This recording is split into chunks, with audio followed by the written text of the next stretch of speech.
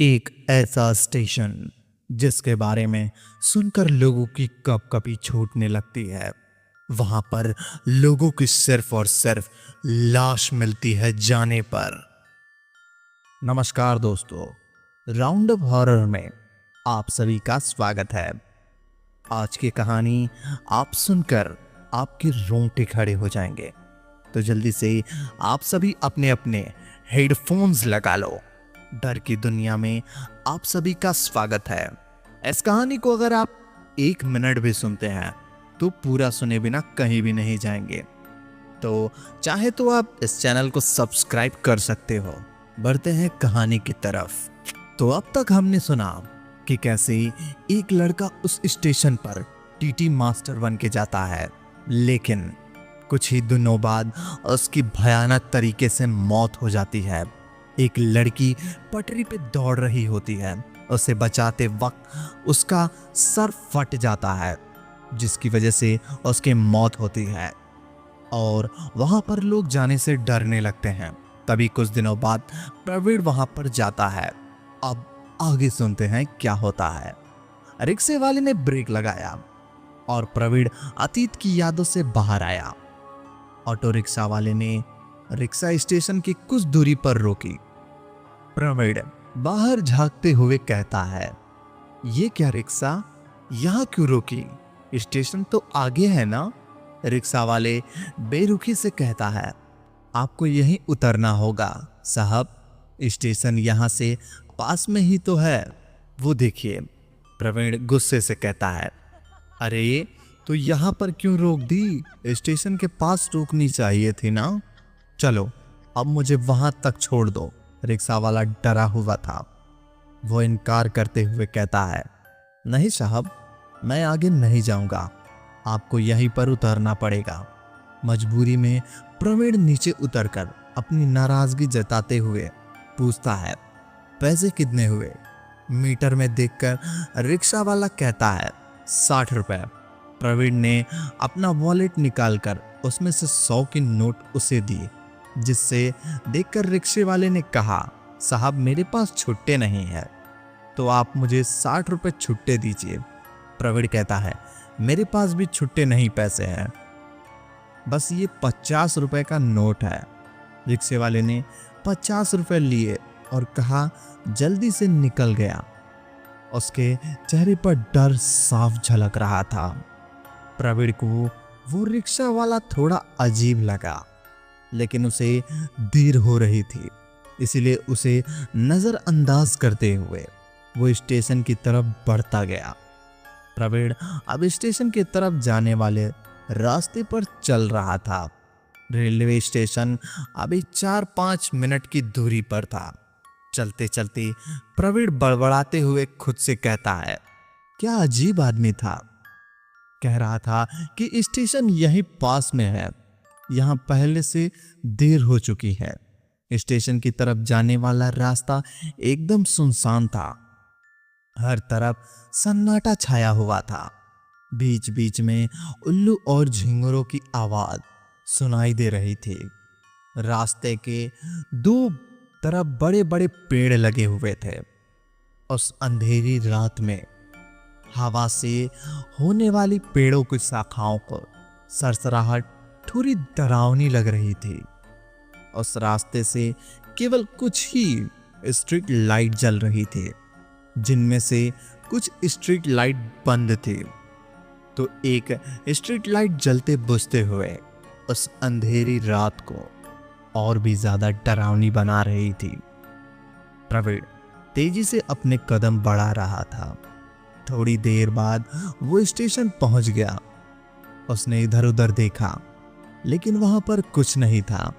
प्रवीण को थोड़ा अजीब लगा, क्योंकि उसकी जानकारी के अनुसार वहां पर उसे सीनियर ऑफिसर चैटर्जी मिलने वाला था और उसे स्टेशन का चार्ज सौंपकर वहां से काम समझाने के बाद जाने वाला था।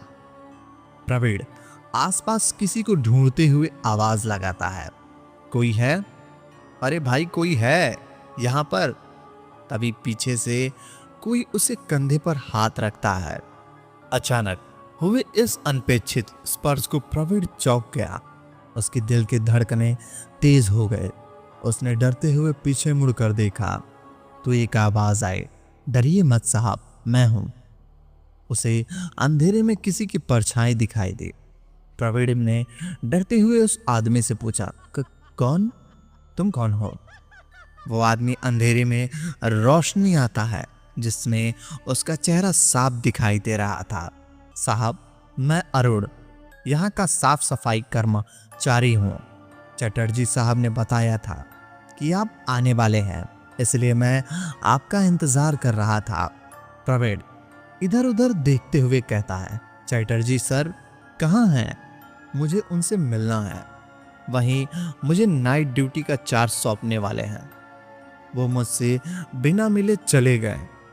उसे समझाते हुए अरुण कहता है, चटर्जी साहब तो शाम 6 बजे निकल गए।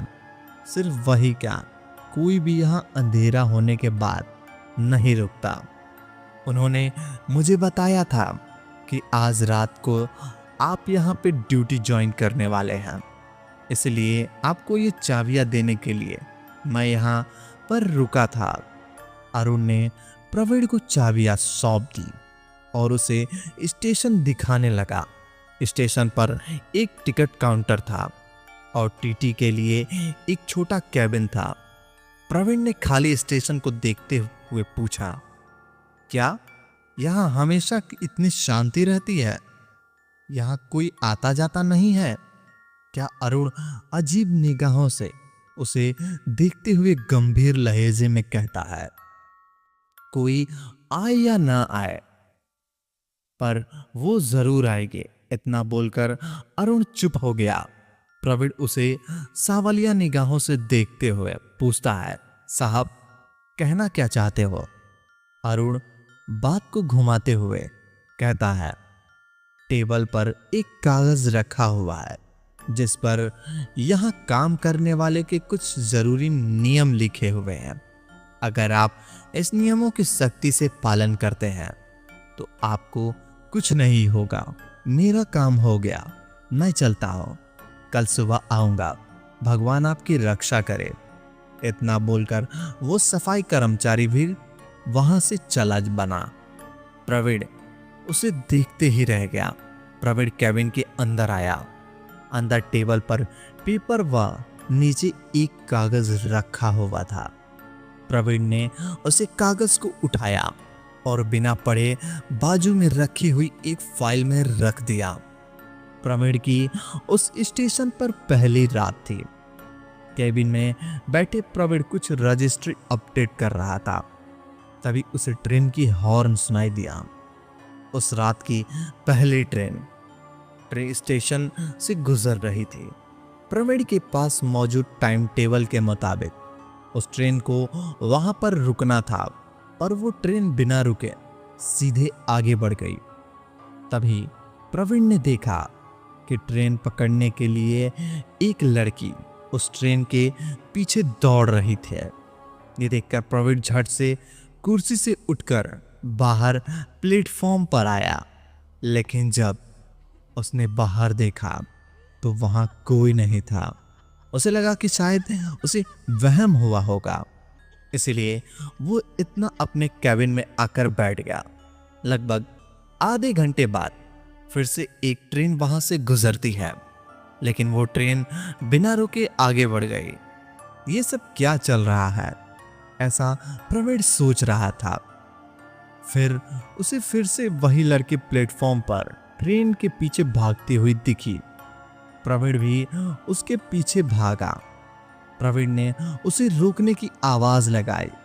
कुछ दूरी जाकर वो एक जगह रुक गई। प्रवीण उसके थोड़ा नजदीक पहुंचा। उसने पीछे मुड़कर देखा तो उसे देखकर प्रवीण के सिर से पांव कांप उठा।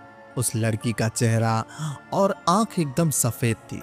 शरीर पर खून लगा हुआ था। देखते ही देखते उसका शरीर दो हिस्सों में बट गया। सामने का वो भयानक नजारा देख प्रवीण के पैरों तले जमीन खिसक गई। उसके पैर कांपने लगे और दिल जोरों से धड़क रहा था। वो हिम्मत कर वहां से भाग गया। दौड़ते हुए कैबिन में आकर दरवाजा बंद कर दिया। आखिर क्या होगा?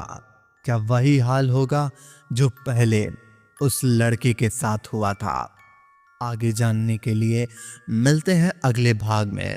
अगर कहानी पसंद आई हो तो वीडियो को लाइक और चैनल को सब्सक्राइब कर दो, ताकि हमारी आने वाली कहानियां सबसे पहले आप तक पहुंचे। धन्यवाद।